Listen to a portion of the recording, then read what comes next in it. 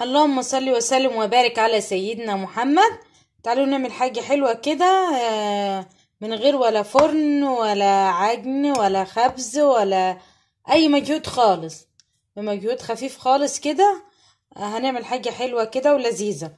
مبدئيا كده ده بسكوت، وده بسكوت المدرسة اللي بيدوه للولاد في المدرسة. فبدل ما بنرميه اهو، بصوا انا هبقى هستفيد من الولاد ما بياكلوهوش اصلا. بصوا هعمله لهم كده.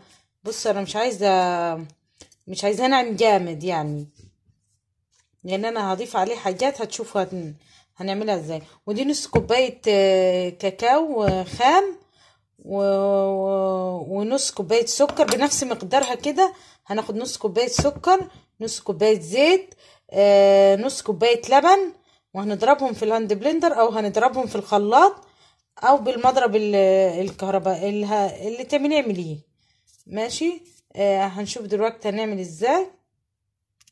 بصوا هضيف نص كوبايه الكاكاو دي هنا كده اهي. هنضيف نص كوبايه السكر، نص كوبايه الزيت بنفس مقدار الكوبايه. اديني بوفر لكم عشان ما تخسروش مواعين كتير اهو. بصوا نص كوبايه لبن اهي. هنضرب بقى بالهاند بلندر.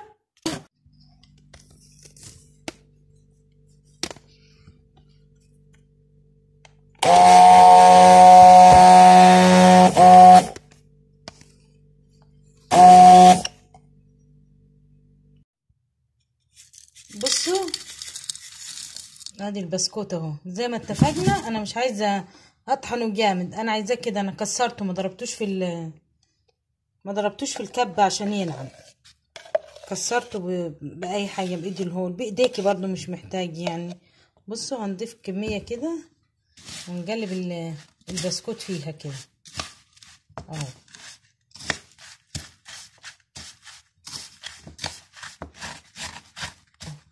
بصوا هو البسكوت عامه، بصوا هينعم مع هتلاقيه طري مع الصوص اللي انت هتحطيه والحاجات اللي هتضيفيها بعد كده تاني. هتلاقيه بدأ يطرى كده، لان انت هتسيبيه شويه بعد ما تعملي الخليط دون. هتسيبيه شويه فهتلاقي البسكوت طري بعد كده.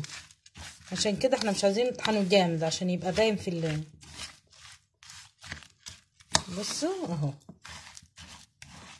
اهو هو بسكوت الشاي طبعا مش محتاج، لو بسكوت كويس مش محتاج اهو. بصوا شكله بقى عامل ازاي. الله بصوا اهو، هيبان جماله بقى في الاكل بعد كده اهو. شايفين اهي. هنسيب الخليط ده على جنب كده وتعالوا معايا نشوف هنعمل ايه.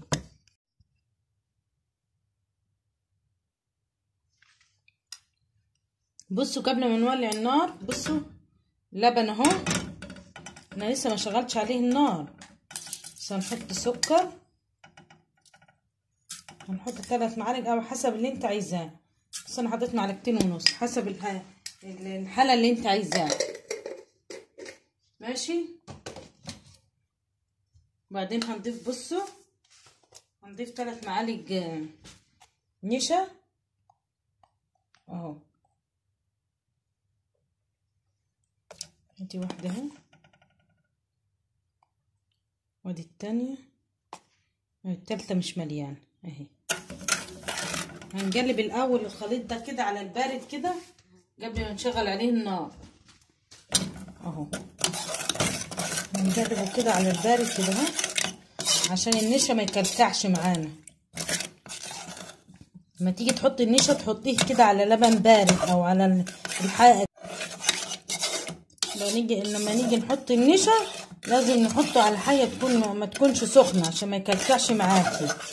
وحتى لو الحاجه سخنه وانت بتحطي مثلا زي الرز بلبن، يبقى بصي حطي النشا مثلا، تحطيه في الحاجه اللي في حبه لبن مثلا، وتصبيه بعد كده على الحاجه السخنه عشان ما يكلكعش معاكي في الحاجه.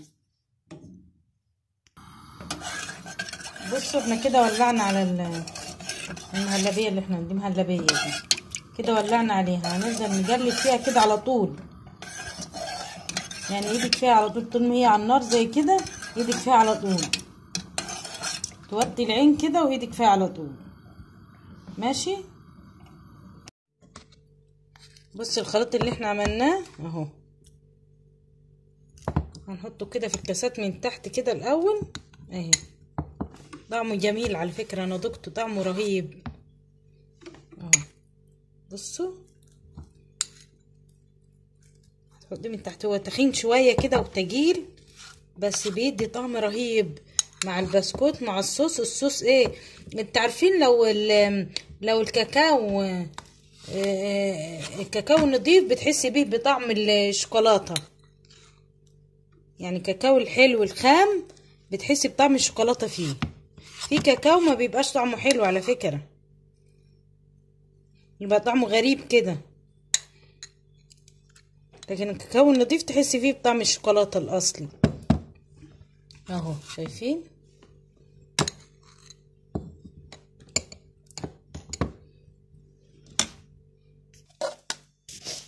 بصوا المهلبية اللي احنا عملناها، بصوا هنضيفها كده اهو فوق الخليط اللي احنا حطيناه.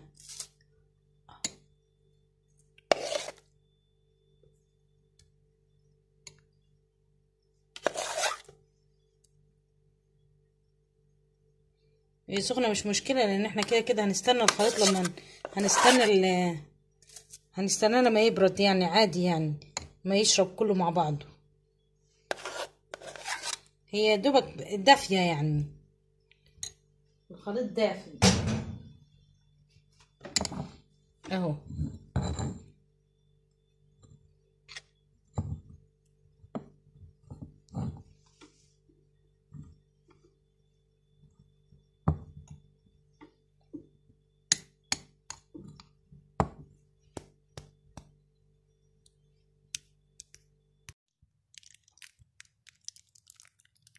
بص هنجيب الصوص في الاخر كده، نروح حاطينه على ايه، حاطينه على الكاسات كده اهو عشوائي اهو. شايفين؟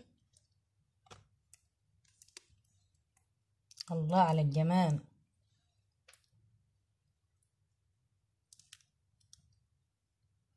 كمل على ده شوية كده اهو. واو بجد روعة. شايفين؟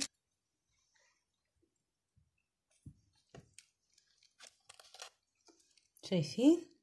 الله الله على الجمال.